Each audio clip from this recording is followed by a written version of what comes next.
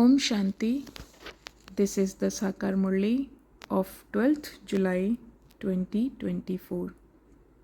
Essence. Sweet children, you have to belong to the Lord and Master and then become princes and princesses. Therefore, burn your sins away with the pilgrimage of remembrance. Question. By using which method is all your sorrow removed? Answer. When you look in the eyes of the Father and your eyes meet His, all your sorrow is removed, because by remembering the Father while considering yourselves to be souls, all your sins are cut away. This is your pilgrimage of remembrance.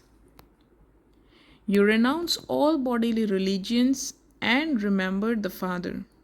By doing this, you souls become Satopradhan and you then become the masters of the land of happiness. Om Shanti. God Shiva speaks. Sit here considering yourselves to be souls. The Father asks you this of you. God Shiva speaks means that Shiv Baba explains. Children, sit here considering yourselves to be souls because all of you are brothers. All of you are children of the one Father. You have to claim your inheritance from the one Father exactly as you claimed it from the Father 5,000 years ago. You were in the kingdom of the original eternal deities. The Father sits here and explains to you how you can become part of the Sun dynasty, that is, how you become the masters of the world. Remember me, your Father. All of you souls are brothers. God, the highest on high, is only one. You children of that true Lord are those who belong to the Lord and Master. The Father sits here and explains these things. If you connect your intellects in yoga according to his Srimad, all your sins will be cut away and all your sorrow will be removed. When your eyes meet the Father's eyes, all your sorrow is removed. Baba also explains to you the meaning of a meeting of the eyes. Consider yourselves to be souls and remember the Father. This is the pilgrimage of remembrance. This is also called the fire of yoga. All your sins of many births will be burnt away in this fire of yoga. This is a land of sorrow where all are residents of hell. You have committed a lot of sin. This is called the kingdom of Ravan. The golden age is called the kingdom of Rama. You can explain in this way. No matter how big a gathering is sitting there, let there be no hesitation in giving them a lecture. Just continue to say, these are the versions of God. God Shiva speaks. All of us souls are his children. We are brothers. However, we would not say that there were any children of Sri Krishna or that there were so many queens. When Sri Krishna gets married, his name changes. Yes, you would say that Lakshmi and Narayan had children. Radhe and Krishna become Lakshmi and Narayan after they marry and then they have a son. Then their dynasty continues. You children now have to remember the Father constantly. Renounce all the religions of bodies and constantly remember the Father, and all your sins will be cut away. You will become Satopradhan and then go to heaven. There is no sorrow in heaven. In hell, there is limitless sorrow. There is no name or trace of happiness. You have to explain to people tactfully in this way. God Shiva speaks. O children, you souls are impure at this time. So how can you become pure? You called out to me, O purifier, come. Only pure ones exist in the golden age, whereas impure ones exist in the iron age. After the iron age, it surely has to become the golden age. There is establishment of the new world and destruction of the old world. It is remembered that establishment took place through Brahma. We Brahma Kumars and Kumaris are adopted children. We are Brahmins, the top knot. There is also the variety form image. First of all, you definitely have to become Brahmins. Brahma is also a Brahmin. Deities only exist in the golden age. In the golden age, there is no constant happiness. There is constant happiness. There is no mention of sorrow. In the iron age, there is limitless sorrow and all are unhappy. There is no one who does not experience sorrow. This is the kingdom of Ravan. Ravan is the number one enemy of Bharat. Each one has the 5 vices in him. In the golden age, there are no vices. That is the pure household religion. Mountains of sorrow have now fallen and even more will continue to fall. They continue to manufacture so many bombs, etc. But they are not just for storing, they are refining everything. Then rehearsals will take place and it will finally happen. This is now very little time left. The drama will end at its own time. First of all, you should have Shiv Baba's knowledge. Whenever you begin a lecture, etc., first of all, you always say, Salutations to Shiva, because the praise of Shiv Baba cannot belong to anyone else. Shiv Jayanti is worth diamonds.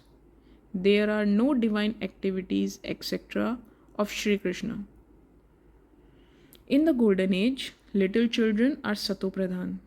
Children don't have any type of mischief, etc., in them. They say of Sri Krishna that he ate the butter and that he did this and that. Instead of praising him, they defame him even more. They so happily say that God is omnipresent and that he is in you and also in me. That is great defamation. However, Tamopradhan people cannot understand these things. So, first of all, you have to give the Father's introduction. He is the incorporeal Father and his name is Benevolent Shiva, the bestower of salvation for all. That incorporeal Father is the ocean of happiness and the ocean of peace. Why is there so much sorrow now? Because it is the kingdom of Ravan. Ravan is everyone's enemy. They kill him, but he doesn't die. Here, you don't have just one type of sorrow. There is limitless sorrow. In the golden age, there is limitless happiness. You became the children of the unlimited Father 5,000 years ago, and you also claimed this inheritance from Shiv Baba definitely comes, and he surely does something when he comes. He does everything accurately. That is why he is praised. People speak of the night of Shiva, Shivratri, and then there is the night of Sri Krishna. You now have to understand about the night of Shiva and the night of Sri Krishna. Shiva comes here in the unlimited night. Sri Krishna takes birth at Amrit Vela, not at night. People celebrate the night of Shiva, but there is no date or time for that. The birth of Sri Krishna takes place at Amrit Vela. Amrit Vela is considered to be the most auspicious time. Those people celebrate Sri Krishna's birth at midnight, but that is not the time of dawn. Dawn is around 2 to 3 a.m. When you are also able to remember God, it isn't that someone would get up at midnight after indulging in vice and remember God. Not at all. Amrit Vela is not at midnight. At that time, human beings are impure and dirty. The atmosphere is very bad at that time. No one gets up at 2:30 a.m. Amrit Vela is around 3 to 4 a.m. People awaken at that time and perform devotion. They fixed that time themselves. But there isn't really a fixed time. So, you can find out the time that Sri Krishna was born. You cannot find out the time that Shiva came. He himself comes and explains this. So, first of all, you have to tell people Shiv Baba's praise. A song should be played at the beginning, not at the end. Shiv Baba is the sweetest Baba of all, and you receive the unlimited inheritance from him. Sri Krishna was the first prince of the golden age 5000 years ago. There was limitless happiness there. Even now, people still continue to praise heaven. When someone dies, they say, so and so has gone to heaven. Oh, but it is still hell now. If it were heaven, people could take rebirth in heaven.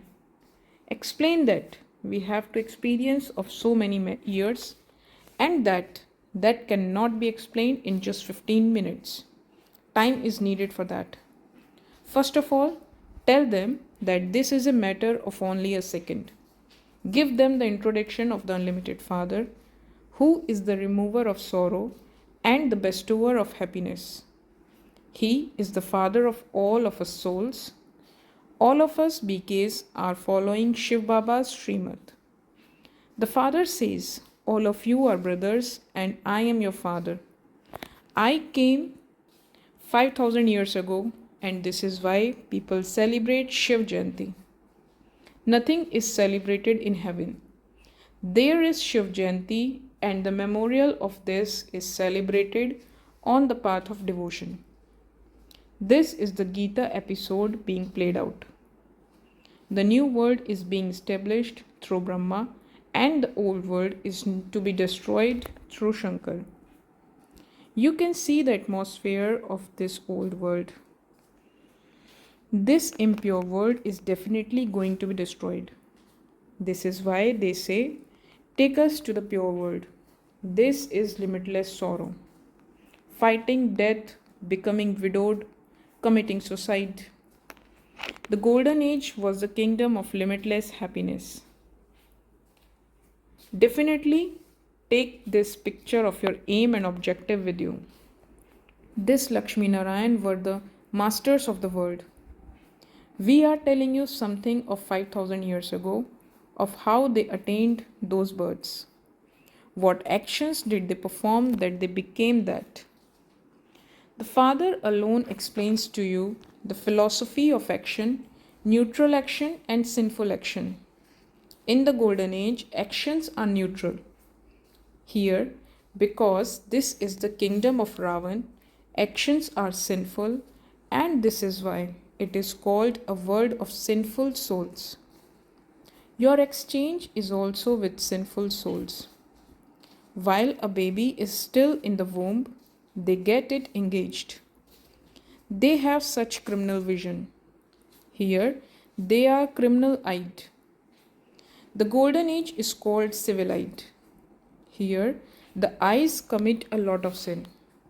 There, no one commits sin. History and geography repeat from the golden age to the end of the iron age.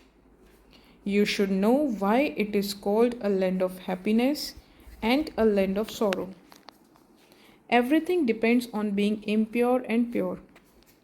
Therefore, the Father says, lust is the greatest enemy. You become conquerors of the world by conquering that. For half a cycle, the world was pure, and there were elevated deities there. Now it is corrupt. On the one hand, they say that this is a corrupt world, and on the other, they continue to call everyone Shri Shri. They simply say whatever enters their minds. All of this has to be understood. Death is now standing just ahead. The Father says, constantly remember me alone, and your sins will be cut away, and you will become Satopradhan. You will become the masters of the land of happiness. Now, there is nothing but sorrow. No matter how many conferences those people have, how many gatherings they have, nothing is to happen through those. They continue to come down the ladder. The Father is carrying out his task through his children. You called out, O purifier, come. So, I have come at my own time. I come whenever there is extreme irreligiousness. They don't understand the meaning of this. Since they call out, they themselves must surely be impure. The Father says, Ravan has made you impure, and I have now come to make you pure. That was the pure world, and it is now an impure world. There are 5 vices in everyone, and there is limitless sorrow. There is nothing but peacelessness everywhere.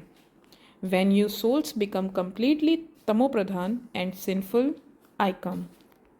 I come to uplift even those who defame me and call me omnipresent. You invite me to come to this impure world of Ravan, to come into this impure body. I too need a chariot. I don't need a pure chariot. In the kingdom of Ravan, all are impure, no one is pure. All are born through vice. This is a vicious world, and that is a viceless world. Now, how will you become Satopradhan from Tamopradhan? I alone am the purifier. Have yoga with me. This is the ancient Raj Yoga of Bharat. He will definitely come on the household path. He comes in such a wonderful way that one is the father and also the mother, because the mouth of cow is needed from which nectar can emerge. So that is the mother and father. And then Saraswati has been made head to look after the mothers. She is called Jagdamba. They also speak of Mother Kali. It isn't that she is ugly like that. They have shown Sri Krishna as dark blue because he sat on the pyre of lust and became ugly.